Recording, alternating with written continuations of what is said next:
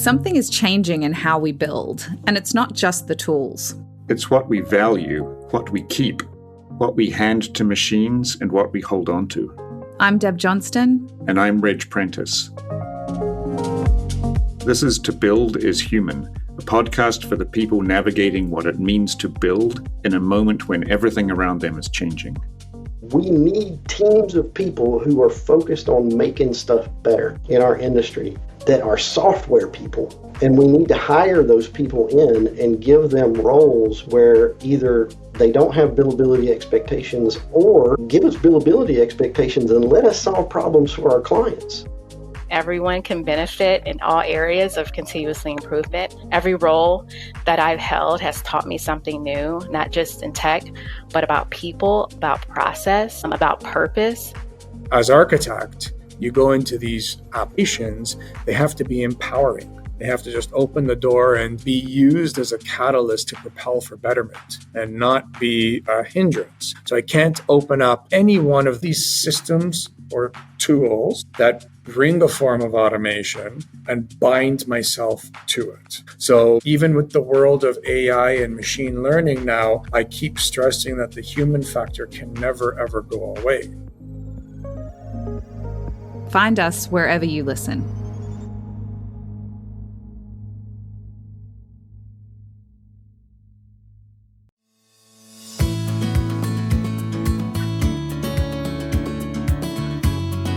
My name is Mark R. LePage, and you are listening to Tarrah Architect Podcast, where each week I speak with inspiring, passionate people who share their knowledge and expertise, all to help you build a better business as a small firm entrepreneur architect.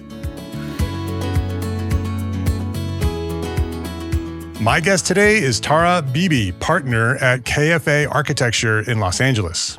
Tarrah has spent her career leading community-focused hospitality, educational, and historic renovation projects that require collaboration, communication, and trust among many different stakeholders.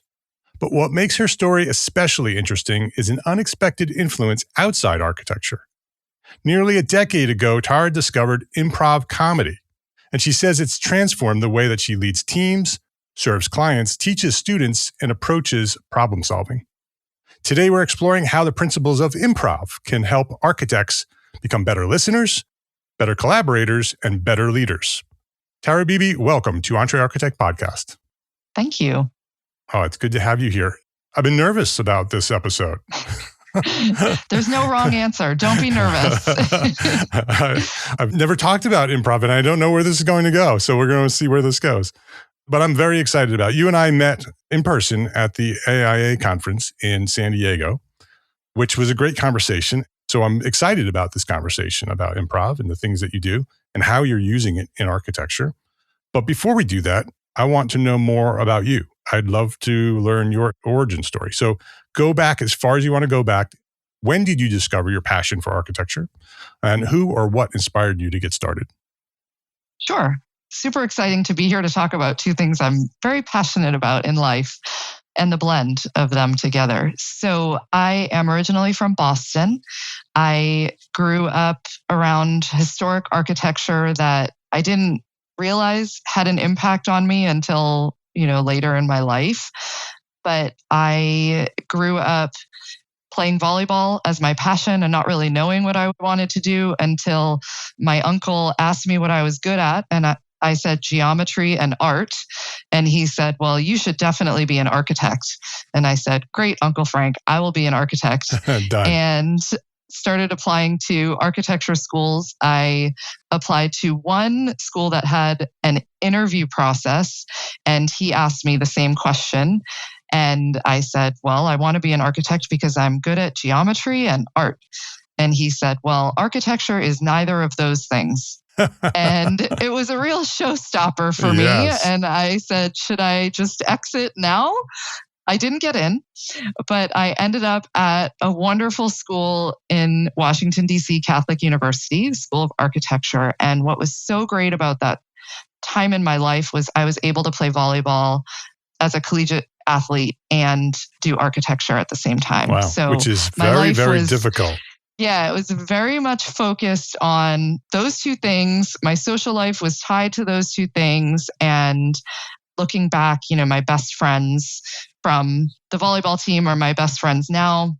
And that experience of balance, of teamwork, they were just such complementary experiences in my life. And I also kind of started the travel bug by going to Rome for a semester there. And then after undergrad, I decided, without even visiting or knowing very much, I made the very uneducated decision to go to California for graduate school. And I ended up in the master's program at the University of Southern California. And completely different experience, but also really formative. I had no intention of staying in California, and here I am in Los Angeles 20 plus years later. But I had an opportunity at the end of graduate school to travel to Tanzania with a Fulbright Hays group study program. And we studied urban design with Tanzanian architecture students. So there was a group of American architecture students and Tanzanian. And I had never been to Tanzania or Africa. I didn't know anybody that was there. And so it was really pushing me out of my comfort zone in many different ways, and was a pretty game-changing moment in my life. And I went on this trip right before I started really working professionally. I worked for a couple of weeks and then headed off to Tanzania and came back. And KFA Architecture, where I work now, I'm a partner now, was the first job that I started after grad school. I met them at the job fair at USC Architecture, and I loved that they were doing a lot of loft conversions in downtown LA. And that was a blend for me of the Boston historic, dense urban center architecture. And I loved the idea of bringing new life into these historic buildings. So I started working at KFA and had the joy of working on several adaptive reuse projects through my tenure here at KFA.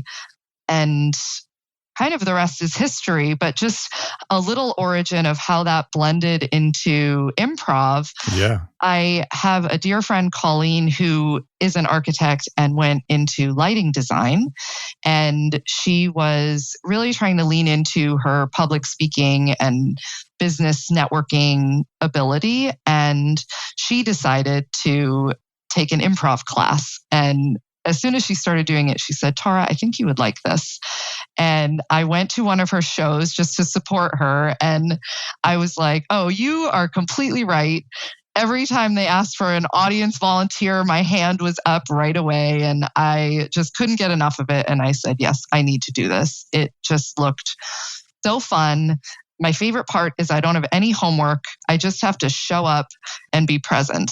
And in the world of architecture, where there's, it's project and deadline focused, and you're following up and, have these responsibilities, to just take a minute from that and go somewhere where I feel very little judgment.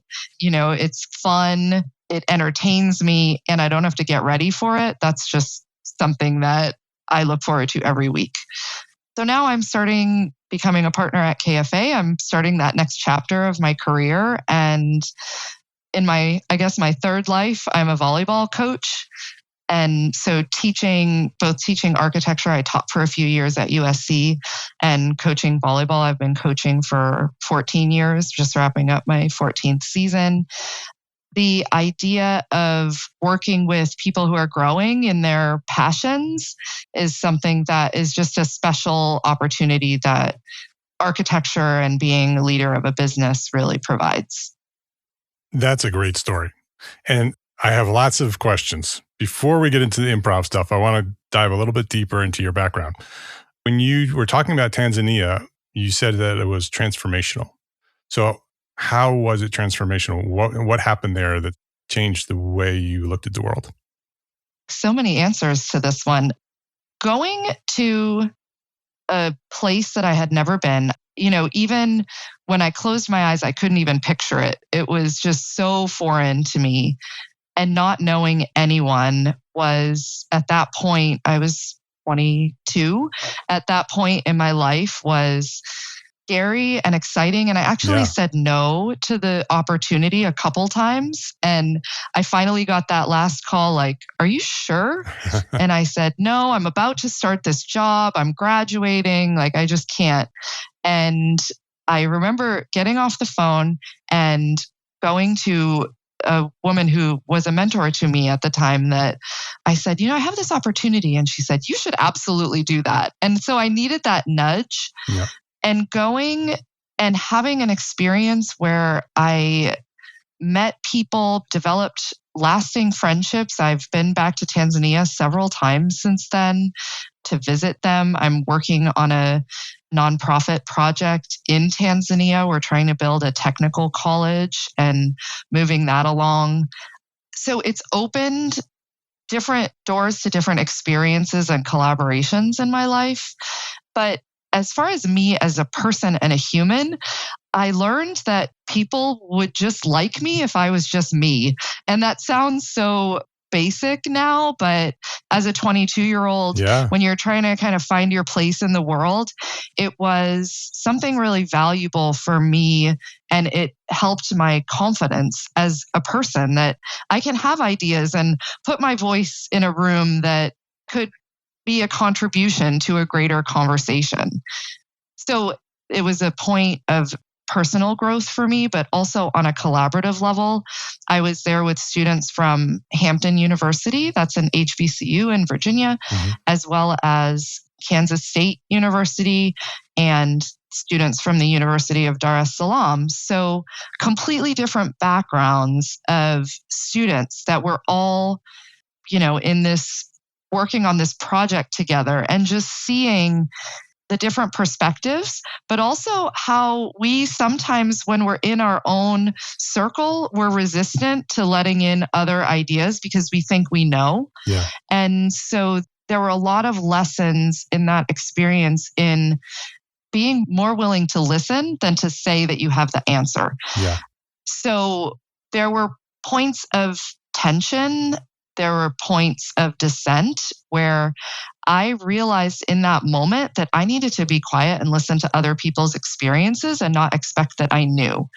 And that was also a lesson that I took moving forward in my life, that you don't have to, nor do you have the answer to everything. And you'll have such a richer and more informed experience if you invite others to share their perspective, maybe of the same situation. Yeah. Thank you for sharing that.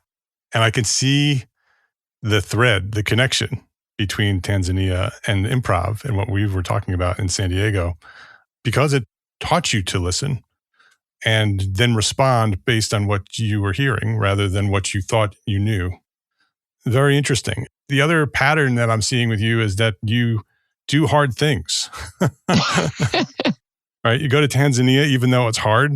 You do architecture and volleyball, collegiate volleyball. Doing any collegiate sport is very complicated, and you have a lot of time, dedication, and architecture is a full-time endeavor, right? To do those together is almost impossible. And you did that and succeeded. And you came out of architecture school and started at one firm and grew through that one firm, which is also pretty rare. Most people test the waters and find different places and then finally settle down in one place. Maybe you found a place that you clicked with and resonated with, and you stayed there and found your way through that. And so I see lots of connections. Very interesting. It's funny. I coach 14-year-olds this year. We're actually heading to the volleyball festival tonight, but they hear me tell stories about work. And so we'll be in the middle of practice. This happened a couple of weeks ago. We were in the middle of practice and we were trying to do this drill, but nobody was taking charge on the court. And I said, girls, come on in. I have a story to tell you. I was on this site meeting today and, everyone was kind of looking at each other. And then I realized that somebody in this meeting needed to lead the meeting. It didn't matter who, it just mattered that someone led the meeting. Yeah. And I said, when you see that need, take that risk and go in there and lead the meeting. So I said, go back out there and I need somebody to go out there and lead this drill. And, they're 14. They were probably like, Coach is crazy. But I feel so strongly And there's all sorts of statistics that talk about how team sports really impact professional development and create a mindset that is really impactful in a business environment. And so I feel strongly about sharing that and making the connection, because I know that these girls see me as someone that they could be like, or that, is kind of paving the way and whatever small thread I am. For sure. Yeah, a leader in the profession. Absolutely. What was your position as a volleyball player, as a player? Oh, another funny story. I played middle all through high school. I was recruited as a middle in college, and I ended up as a libero. What are the roles? What are those roles for? Because I have no idea anything about volleyball. Okay. So what is the role of each position? A middle blocker is middle of the court, blocking, hitting, quick attack, front row. And a libero is only defense, only back row, does not go in the front row at all. So totally opposite. Complete opposite. Yes. And freshman year, I was a middle, and I was probably third or fourth in line. I didn't really play very much. And then sophomore year, somehow we realized that I was good at passing and I was good at defense. And so I tried it out, and I would sub in for the front row players. And for me, I was like, put me on the court, I'll do anything. And, really honed in on that skill. And now just so proud of being able to contribute to the team in that way. Yeah, that's interesting. I can see how improv resonates with you with all of that context. I can definitely see that. When you were invited to start with improv and you went there and you fell in love with it, when did you make the connection that improv could work in business? It probably started as getting used to talking to people when you don't know them, right? And how do you just start a conversation? In improv, one of the hardest things is you don't get any information. You just need to start a scene cold. So that was a piece that I saw myself growing from. But there were little threads that came into my world on the business side that I said, oh, improv would be really helpful in this situation. So an example, have you ever talked to someone where you feel like they want to respond, but you're still talking? Yes. And I kind of wanted to just stop and say, do you want to just say what you have in your mind now? And I realized that I probably do that. And, when you're passionate about a topic and you're in a conversation, you want to share what information you have. But in doing that, you're not taking a breath and letting that person contribute fully to the conversation. So I don't know that there was a direct aha moment for me, right? Yeah. But it was more of these incremental pieces that I would think, oh, this is helpful. The other thing that comes up is, calling a timeout in volleyball. I know as a volleyball coach, we just got to regroup, like everybody get in here. And I have no idea what I'm going to say when I'm calling that timeout. And so I have the time from when the ref blows the whistle to when the girls are standing by me, which is, 0.5 seconds. Yeah. And they're expecting you to say something impactful. Yeah. I'm going to say something that's totally going to change the course of the game, right? So you just get used to just that in moment being present. And so that coupled with, we were looking for, on the architecture side, we were looking for programming for our studio meetings. And I said, oh, I have some ideas. Like we could do these fun improv games that we do in improv. And it's about making eye contact. It's about great listening. It's about validating your scene partner. And so we started to do these activities in our studio meetings on Mondays. How did the team respond to that when you first suggested it? Mixed. I actually had one colleague who came to me after and he said, can you just explain to me how this is relevant to architecture? Like he just did not like it at all. And I said, absolutely, let's talk about it. I said, we're a team. We need to put our voice in the room knowing that we have a team behind us that supports us. It's how we communicate. It's how we validate other people's opinions. It's how we invite and receive feedback. So I gave a laundry list. It was kind of an easy answer for me, but I really appreciated that he had that questioning, because there's definitely people in the room that say, oh, that's Tarrah's deal. She's so good at it. But what is so beautiful and exciting is those people that hate it the most are the studio director, Matthew Moore, with shout out Improv for the People, IFTP.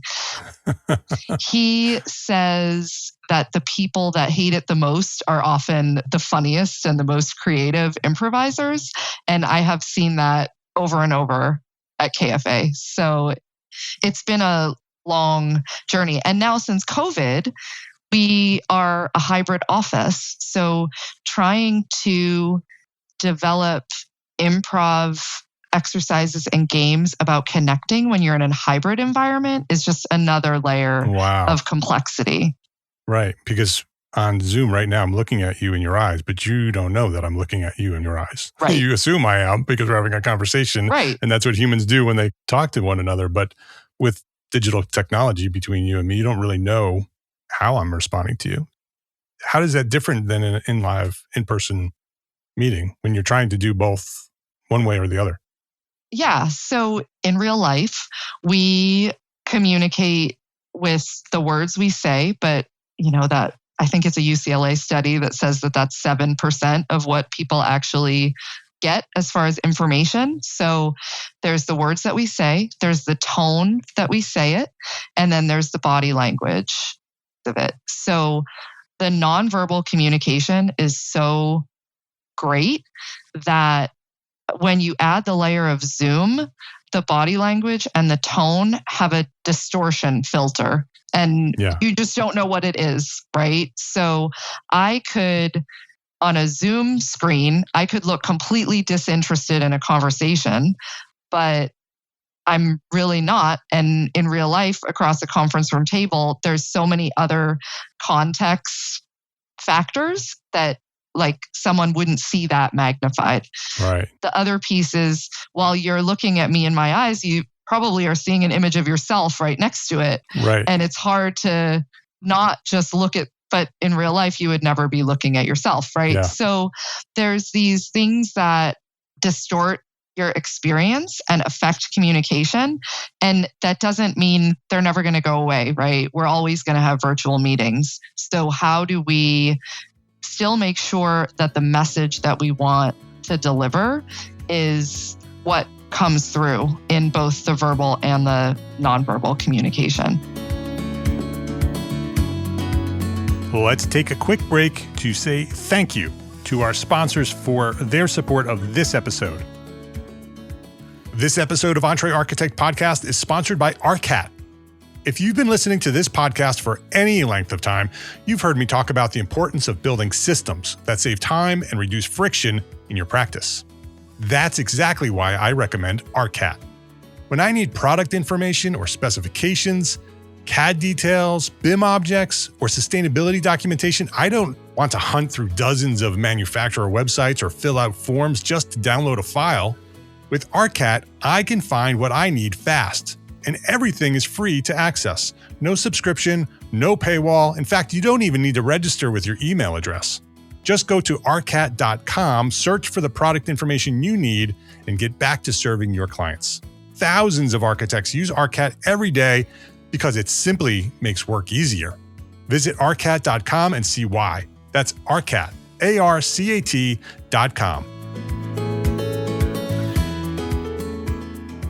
So when you teach this in your studio and you start going through these games, you call them, what is the hope when somebody's doing that? What are they gaining from doing it?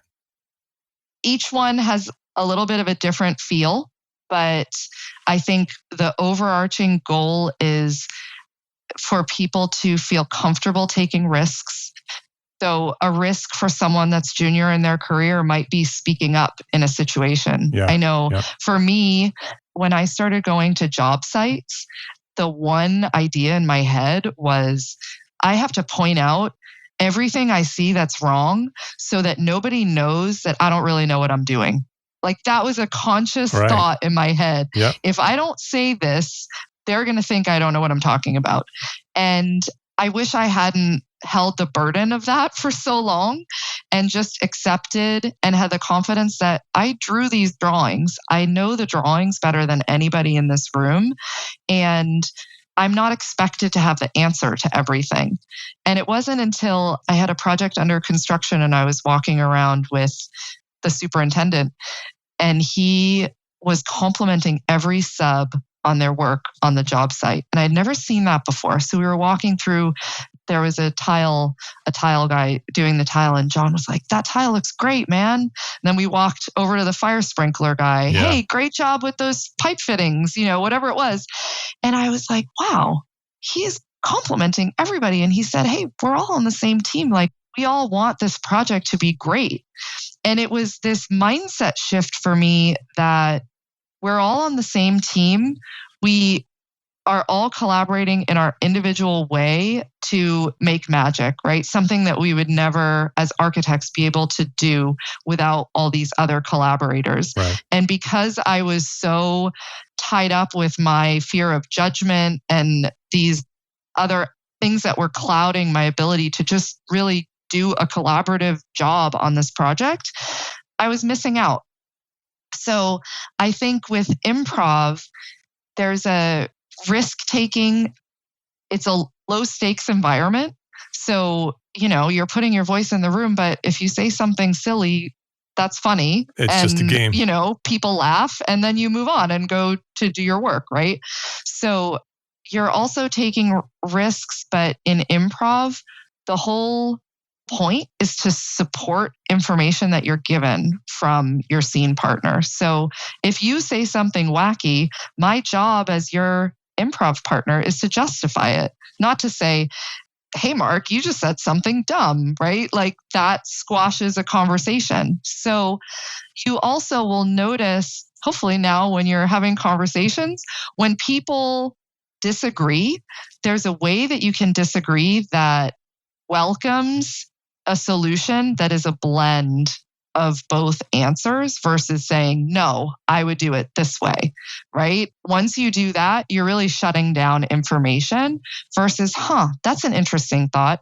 I've been thinking about this." And then you start to look for a way to, combine the two. And that's something that I do every day in my job. But in improv, it could be something where you tell me that I'm a fisherman and then I have to go get my pole and my bait, right? I don't know anything about fishing, but now I know that I'm a fisherman. Yeah. So it's a low stakes manifestation of these skills that we do or these things that we practice every day. Very interesting. Can we try it? Sure. What do we do? Okay. Let me think of a good 2-person game. So what we do in our improv studio is we'll start with some warm-up exercises. So we'll do a very simple one. We just call it one word at a time. So I'm going to say a word and then you say a word and we're going to tell a story, both of us, one word at a time. Okay. So we're going to represent, I'm going to ask you for a suggestion soon. Okay. We're going to represent one voice. So, it could be, I don't know, the King of England, or, we need one person who we're going to deliver the voice of. Okay. So what would your suggestion be? A NASCAR driver getting ready for a race. Okay, great. So we are a NASCAR driver getting ready for a race. Okay. Hello. So you're going to take the next word. I'll start again. Okay. Hello. I am a boss of you. I Am getting excited about this. Race. Please Step aside.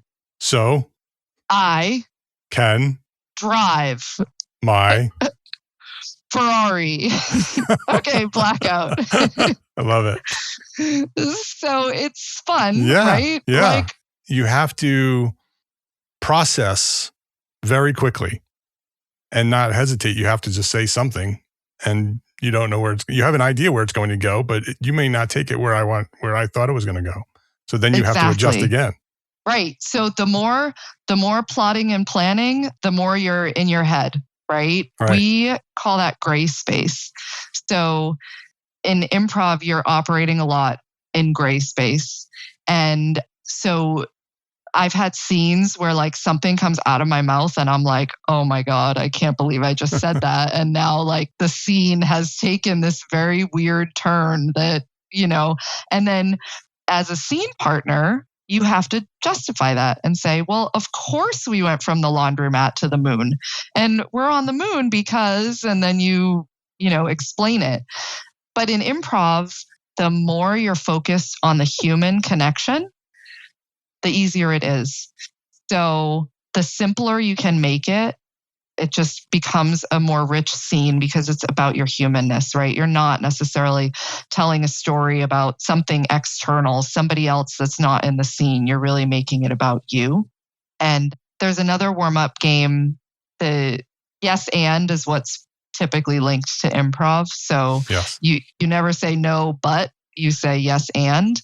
So we'll do a warm-up exercise where someone makes a statement and then the other person has to say yes and, right? So you're adding on to it. Yeah. The next level of that is what that means is. So if you say a statement, I'm thinking in my head as you say that statement, what that means is, and then I'm responding. Do you want to try that one? Yeah, I'll try it. It just popped into my head. I don't know how it'll go, but we'll try it. So I'll start. I'm really feeling salty today. So then you're going to say what that means is, and then... What that means is you've been at the beach. What that means is it's a great summer. What that means is that things are going well. What that means is that promotion really helped you out. What that means is you have more time now. What that means is your family is going to really benefit from the promotion too. What that means is that you'll have a happier, healthier life.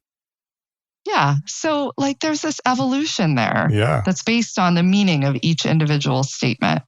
Yeah, I love it. I could definitely see how it exercises your mind in lots of different ways.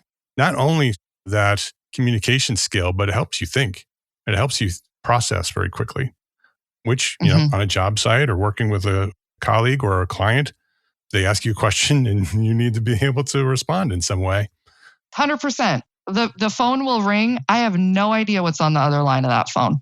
Yeah. So, we have the luxury of communicating so much by email, but if it's a problem, it's usually a phone call, right? Yeah. So I'm picking up that phone and I have no idea what's going to be discussed. I have to hear that information, know what that means is, right? Think about where that feedback is coming from, respond, generate trust that I can figure it out. Not that I have the answer. I'm not expected to have the answer all the time, but I'm expected to know how to get the answer.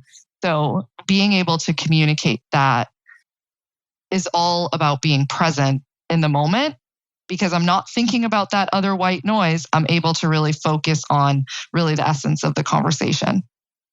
Yeah, it's super interesting.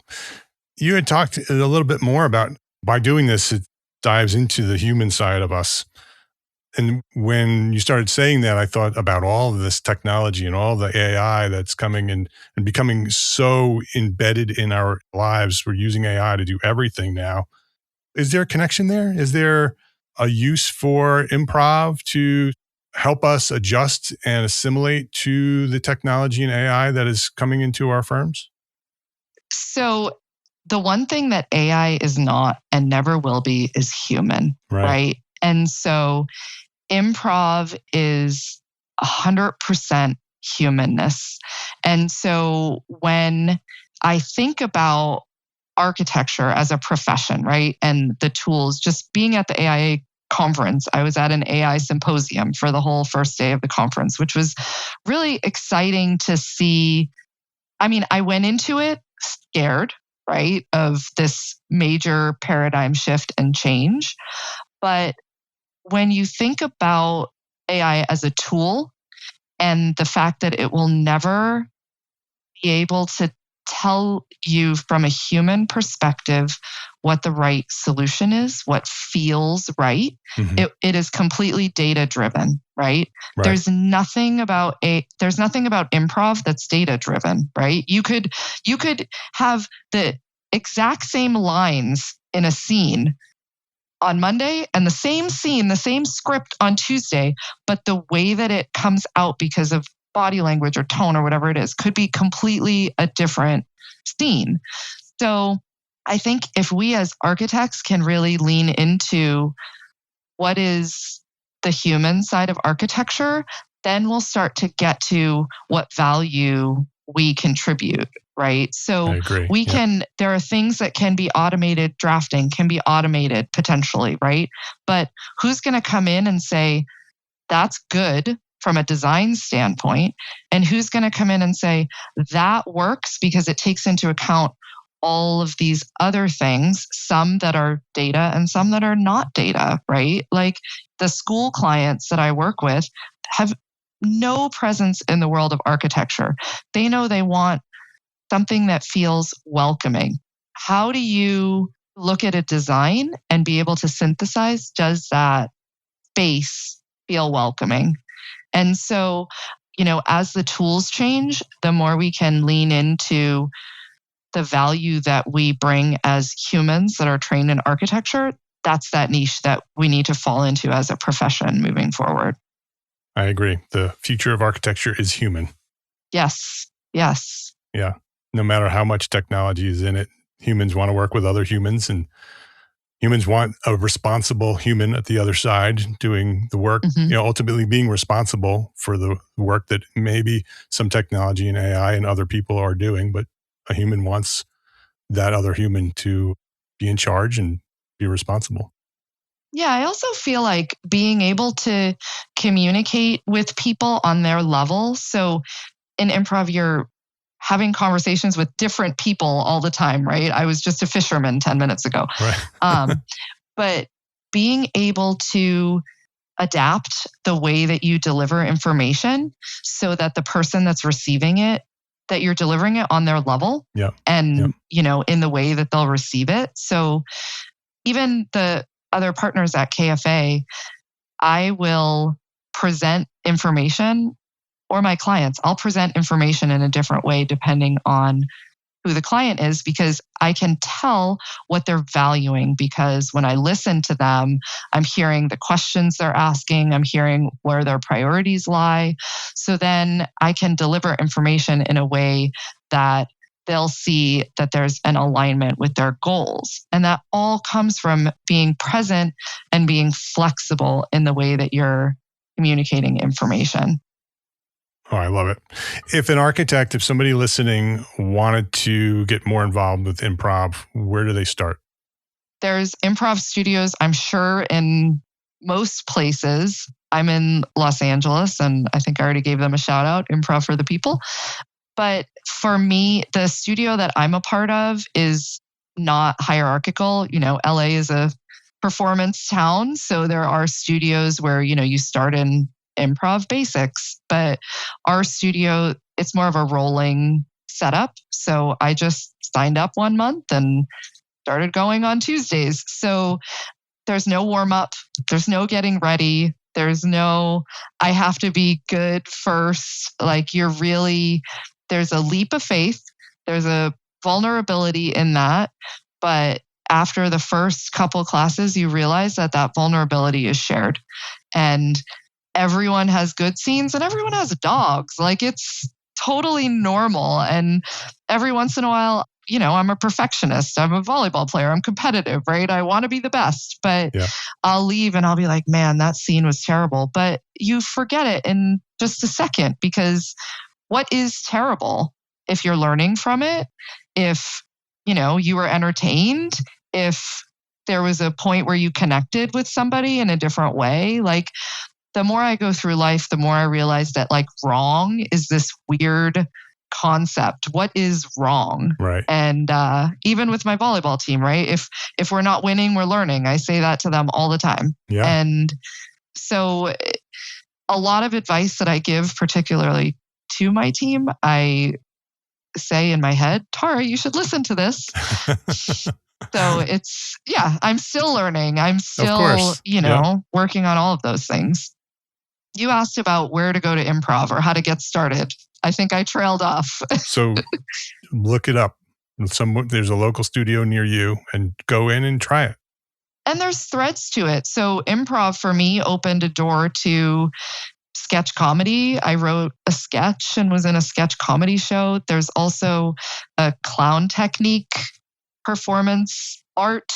That's and interesting. The difference Another episode. Yeah. It's more about eye contact. It's more about being present. You're not pretending you're somewhere else. You're connecting with the audience. Yeah. But it's not about makeup. It's about performance, the clowning. Yes. Yeah. Yes. Yeah. Very, very interesting. All right. This has been fantastic. I learned a lot. I didn't think that I would be able to do it, truthfully. And so I'm pretty happy with my performance.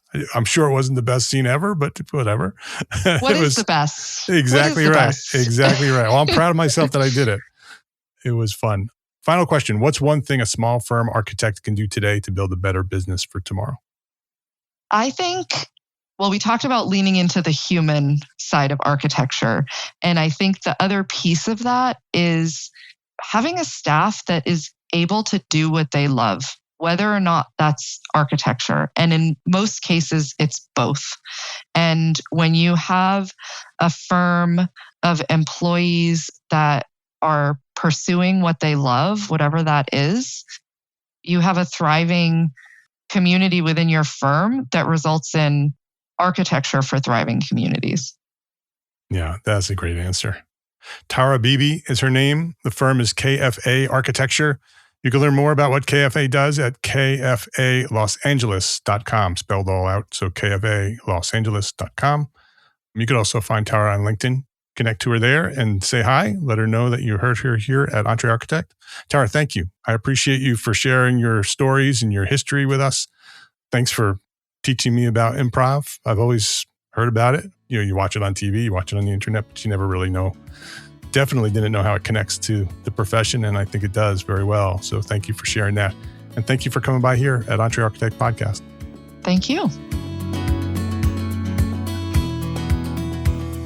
If you enjoyed this episode of Entre Architect Podcast, please share a link with a friend, because that's how we've continued to grow and serve thousands more small firm architects just like you. Thank you to our sponsors for this episode. Links to the sponsors and all the resources we discussed today, they are all available in the show notes for this episode at entrearchitect.com/podcast. Entre Architect is a proud member of the Gable Media Network. It's the multimedia network moving the architecture, engineering, and construction industries forward through the power of storytelling.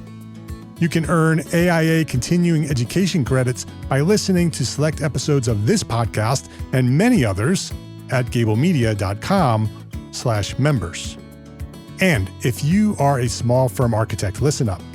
Join us today at Entre Architect Network. It's the worldwide community for entrepreneur architects. We've been around since 2012, and our basic level is now free to join. Yes, you can join Entre Architect Network for free. And that gives you access to valuable business resources and our global community of architects.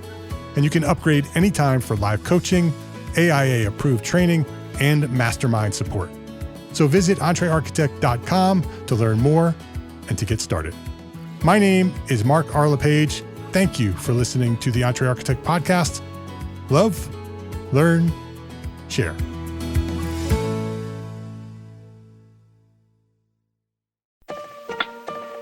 This is the NCARB podcast, where you get an inside look at licensure, regulation, and the initiatives shaping the future of architectural practice. I'm your host, Andy McIntyre, Vice President of Marketing and Communications at NCARB. And this season, we're diving into Pathways to Practice, NCOB's multi-year effort to rethink how architects become licensed. Architecture is the hardware to the software of life, right? It is fundamentally about that interaction, and it makes life easier if we have a built environment that works. Across 8 episodes, we'll explore how licensure got to where it is today and where it needs to go next. We talk with architects, educators, regulators, and NCOB leaders about education, experience, and the exam, and why each of those pillars is evolving. And that portion of school where you go from conceptual to real is also really challenging. It's not something you're really gently moved into. It's kind of like you're doing something that's flowy and crazy, and all of a sudden, wait, you actually have to make this work. You'll hear how the NCOB competency standard was developed, how research is shaping future licensure models, and what a more flexible, competency-based approach could mean for candidates from a wide range of backgrounds. So we've seen that in our data as the number of reciprocal licenses starts to decrease a little bit, but that number of individuals who are licensed holds steady. We also tackle the big questions. Why does licensure look the way it does today? Where do candidates face the biggest barriers? And how can we expand access without lowering standards? Not everybody fits into the same mold. And so having different pathways to licensure, I think is really important. Whether you're a licensure candidate, an educator, a firm leader, or a regulator, this season offers clarity, context, and transparency into one of the most important conversations facing the profession. Does this requirement to complete all divisions of the exam place an unfair burden on any one group or other? This is Pathways to Practice, only on the NCOB podcast. Please follow the link in the show notes, subscribe now, and join us as we explore the future of architectural licensure.